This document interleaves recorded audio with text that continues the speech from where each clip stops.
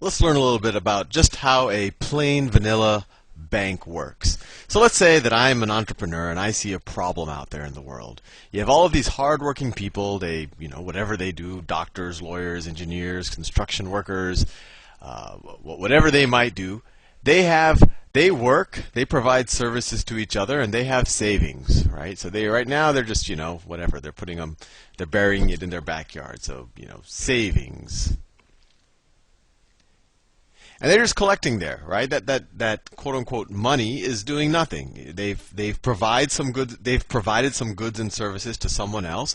Those people gave them something, whether it's gold or a green piece of paper, that essentially says this gold or this green piece of paper entitles you to some future goods and services. And those people said, oh, that's a useful thing that I have, let me just put it into my mattress. So whatever, the world, there's this pool of savings, and let's say there's this other pool of entrepreneurs, and they have a bunch of really good ideas for projects.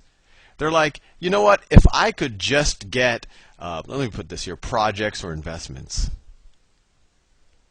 Projects or investments. Investments.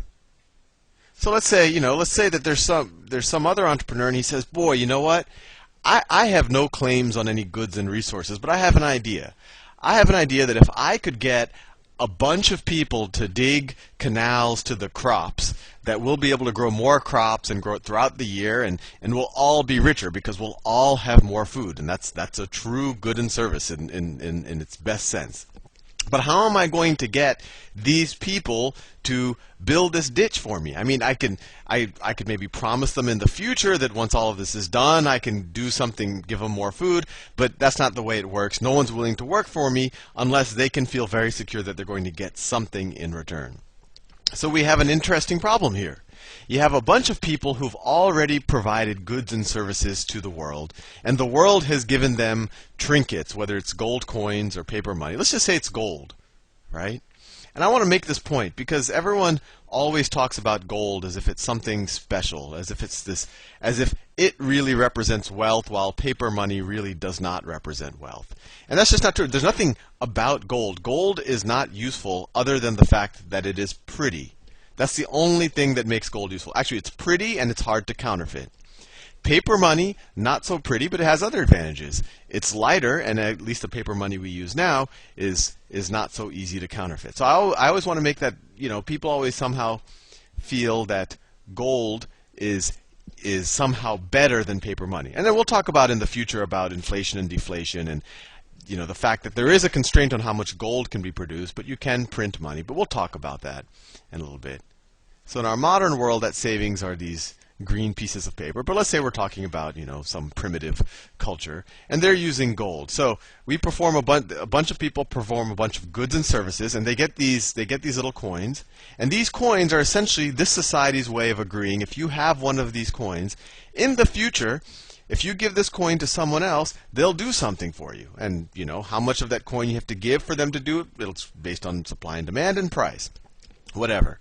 These projects, I say, wow, if I only had some way of convincing someone to dig a canal, it would be hugely beneficial and it will create wealth, or dig irrigation ditches. But how do I do that? Well, if I had gold, or if I had these little coins, I could give these coins to these people. They would dig the irrigation ditch, and then I could charge, I don't know, people the service of using or maybe I'll charge people access to water, and then I could essentially generate a return. But how do I do that? Well, what if I could borrow some of these people, right? These people have these units of goods and services called a gold coin. If I could borrow some of their money and use it to pay people that will essentially do the good and service or do the new project, then I'll generate wealth, and then I could share it with these people, maybe in the form of some type of interest. Well, it's very hard in a vacuum for these people to evaluate these projects, and maybe these projects, they don't require just part of the savings of one person. They require the savings of 1,000 people because it's a large project. And it's also hard for these people to evaluate who has a good project. And it's hard for these people to evaluate who has savings. In fact, if I have savings, if I've buried a bunch of stuff in my backyard or in my mattress, I don't want to advertise it. That's just going to make people come and rob me. So I'm a third entrepreneur, and I see an opportunity for a business, and I call that business a bank. And so what is a bank going to do? What is my bank going to do? Well, let's just talk about it from the bare bones. How am I going to start my business? I'm actually one of these entrepreneurs. Let's say I have some savings, just to make it simple, so I don't have to go into this pool. So let's say I have a million gold coins of saving. Let's say it's $1 million. Let me draw my balance sheet. So let's say this is my balance sheet. And balance sheets, as you see, they were useful even in primitive cultures. So that's my balance sheet. And let's say initially my balance sheet, I drew, actually, let me draw my initial balance sheet. Let's say my initial balance sheet is, I put in $1 million, let me just draw it. I put in $1 million of my gold coins. So let's just say it's $1 million gold. Oh, I'll say $1 million, just because we're used to that.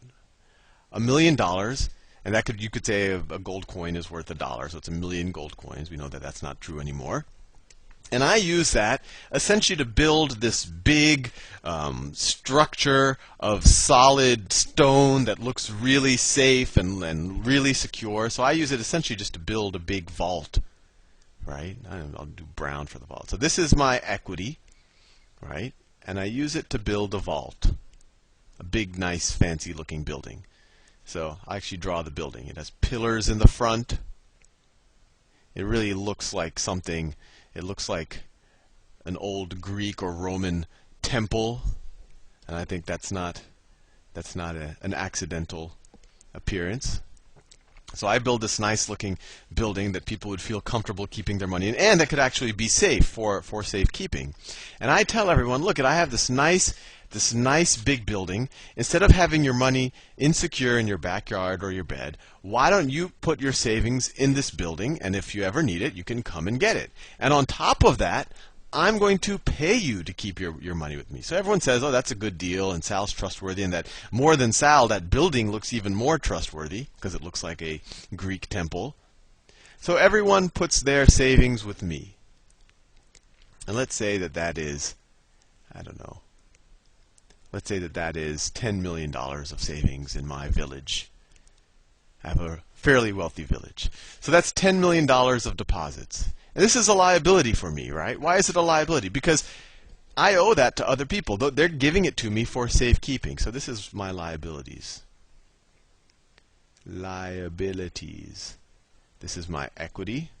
If I had multiple, if it wasn't just me, if there was 10 shareholders, each of us would have 1/10 of this. But this is a sole proprietorship, so this is my equity. This is my building. So I'm running a business here, right? I'm not doing this as some type of nonprofit or charity work. So what am I going to do with this 10 million of deposits?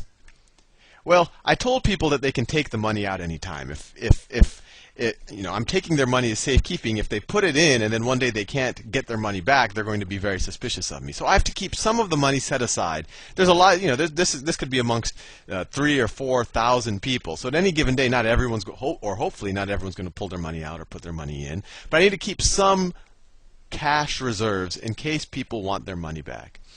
So I need to keep some of that 10 million in cash. So let me do that in, I don't know, magenta. So let me say I want to keep 10% of it in cash. So I'm going to keep $1 million in cash. And then I have $9 million left that I can hopefully put to productive use. And what I do with that $9 million is I loan it out to people who have really good projects or investments. So $9 million in loans. That's an asset, right? I give that money to someone else. They owe me $9 million. I'm essentially borrowing $10 million, keeping $1 million aside, and paying out $9 million in loans. And they could be a bunch of different projects. They could be 100. I'm not just giving $9 million to one person. I'm diversifying across a bunch of different projects. So the natural question is, how am I making money? Well, these loans, I'm hopefully putting them to, build irrigation ditches or build factories or do whatever, something that actually is an investment that creates more value than it needed to start up. So I can actually charge interest, and that interest should be a cut of that value that's being created. So let's say that I charge 10% on this money. So I'm charging 10%. And just for the sake of it, let's say I invest really well and no one defaults. I do it. I'm the first bank, so I get all of the best investments. So I'm getting 10%.